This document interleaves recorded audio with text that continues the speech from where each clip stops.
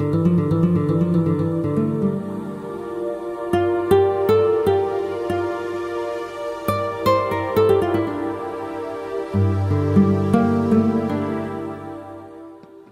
¿qué tal? Mi nombre es Luis Martínez de Prado, soy compañero vuestro del grado de Psicología de la UDIMA y lo que os presento hoy es un vídeo didáctico sobre la asignatura de Psicología del Aprendizaje, en concreto de la unidad 6, que se llama Antecedentes y supuestos básicos del cognitivismo. Se corresponde al capítulo 8 de vuestro manual. En concreto, lo que yo os voy a explicar son las diferencias principales entre el conductismo y el cognitivismo. Es decir, las concepciones de la mente que aportó el cognitivismo a la corriente reinante de aquel entonces, que era el conductismo. Esto os va a venir bien para cuando leáis el tema y hagáis un recorrido por los autores que sentaron las bases del cognitivismo, para que podáis ir entendiendo cómo llegaron a las conclusiones que llegaron, y sobre todo vais a ir viendo cómo a través de sus investigaciones van introduciendo los procesos mentales en la explicación de la conducta y del aprendizaje, que este es básicamente el concepto más fundamental que diferencia al cognitivismo y al conductismo. Si queréis, mientras veis el vídeo podéis tener a mano el manual por las páginas 203, 204 y 202. Lo podéis seguir a la vez, pero tampoco es obligatorio. Como todos ya sabéis, el conductismo nació en una época en la que los investigadores estaban muy preocupados por el rigor científico frente al subjetivismo del método de la introspección que utilizaban el estructuralismo y el funcionalismo de aquel entonces. Los conductistas querían que la psicología fuese considerada una ciencia, para lo cual tenían que basarse en el método científico y en la observación objetiva para su investigación. Vemos como los primeros investigadores que sentaron las bases del conductismo, como Pavlov y Thorndike, se centraron en los fenómenos observables y no en los acontecimientos mentales no observables, que digamos que es la manera que ellos consideraron que era la más subjetiva. Centrarse en lo que se podía observar, en lo que se podía ver. Pero durante los años 60, el conductismo empezó a mostrar diversas lagunas, ya que no eran capaces de explicar con sus métodos cómo las personas organizaban la información que recibían, cómo extraían significados, etc. Es en este momento cuando los investigadores empezaron a creer que, si bien no se podían observar los procesos mentales internos directamente, quizá podrían sacar conclusiones observando la conducta. Esto lo veremos ahora más profundamente con el experimento de Bransford y Franks. Voy a pasar a explicar los supuestos generales de las teorías cognitivas y a compararlos con los de las teorías conductistas. El primero sería que el objetivo de la investigación científica debe ser la observación objetiva y sistemática de la conducta humana. Esto ya lo decía el conductismo. Sin embargo, los cognitivos vienen a decir que también sería legítimo extraer inferencias de procesos no observables a partir de esta conducta. Es decir, los psicólogos cognitivos van un paso más allá que los conductistas y no solo se dedican a observar la conducta, lo que se ve, sino que de esta conducta van a hacer inferencias sobre los procesos mentales que han podido llevar al sujeto a esa conducta. Pero para hacer estas inferencias tuvieron que ser muy ingeniosos, porque tenían que ser demostrables. Recordemos que no se trataba de ser intuitivo, sino de ser científico.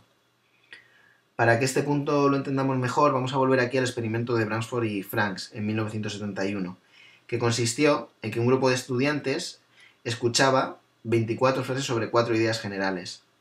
Una de las ideas generales era hormigas comiendo jalea. Sobre esta vamos a trabajar ahora. Sobre esta idea general, ellos escucharon 6 frases, que son las siguientes. Las hormigas se comieron la dulce jalea que estaba en la mesa. Las hormigas de la cocina se comieron la jalea que estaba en la mesa. Las hormigas de la cocina se comieron la jalea. Las hormigas se comieron la dulce jalea. Las hormigas estaban en la cocina. La jalea estaba en la mesa. Después de esto, escuchaban otras 28 frases sobre las 4 ideas anteriores y se les pedía que reconocieran las que habían escuchado ya en el primer grupo que se les había presentado. Casi todas las ideas nuevas eran falsas. De hecho, de 28, solo 4 eran verdaderas. Pero como eran muy parecidas a las frases que habían escuchado al principio, hubo muchísimas equivocaciones. Por ejemplo, estas son algunas de las que confundieron. Los investigadores se dieron cuenta de que confundieron más las oraciones más largas, como la primera, que las más cortas, como la última. Con lo que Bransford y Franks llegaron a la conclusión de que las personas no aprendemos información al pie de la letra, sino que extraemos ideas de la información que se nos presenta y las organizamos en nuestra cabeza agrupándolas con ideas similares. Por eso los estudiantes se equivocaban tanto entre frases muy parecidas, porque las personas nos quedamos con la idea general, no aprendemos al pie de la letra. Así que de esta manera, a través de observar la respuesta al ejercicio de los estudiantes, descubrieron procesos mentales utilizados para procesar la información. Otro supuesto importante del cognitivismo fue que mientras los conductistas consideraban los mecanismos de la conducta de los seres humanos similares a los de los animales, los investigadores cognitivos pensaban que si los humanos tenemos capacidades diferentes y exclusivas, como por ejemplo el lenguaje, los procesos implicados en el aprendizaje también podrían ser diferentes. Así que centraron la investigación en los seres humanos. Su estudio se centró también en los procesos cognitivos, que ellos los consideraban esenciales para el aprendizaje. También sostenían que las personas se implicaban de manera activa en el aprendizaje, es decir, son sujetos activos que participan y controlan su aprendizaje, como vimos por ejemplo en el experimento que os comenté anteriormente. Es decir, seleccionamos y agrupamos las ideas a partir de la información de la que disponemos. Una diferencia muy importante entre el conductismo y el cognitivismo es que mientras que los conductistas solo reconocían que se había producido aprendizaje si había un cambio de conducta, los cognitivistas sostenían que el aprendizaje supone la formación de representaciones mentales que pueden no reflejarse en cambios visibles en la conducta, es decir, que había cambios internos y si había cambios internos había aprendizaje. Por eso, como querían usar el método científico, tuvieron que volverse muy ingeniosos para poder demostrar que existían estos cambios internos. El conocimiento está organizado. Los cognitivistas sostienen que el conocimiento, las creencias, las actitudes y las emociones no están aisladas entre sí, sino interconectadas y que se afectan unas a otras. Y por último, el aprendizaje es un proceso por el cual la nueva información se relaciona con la que ya se conoce, es decir, se asocia. Es más fácil que se produzca aprendizaje cuando podemos relacionar experiencias nuevas con otras que ya conocemos. Acordaros de esto bien porque vais a volver a esto cuando estudiéis el aprendizaje significativo. Bueno, pues hasta aquí son los supuestos generales del cognitivismo y sus principales diferencias con los del conductismo.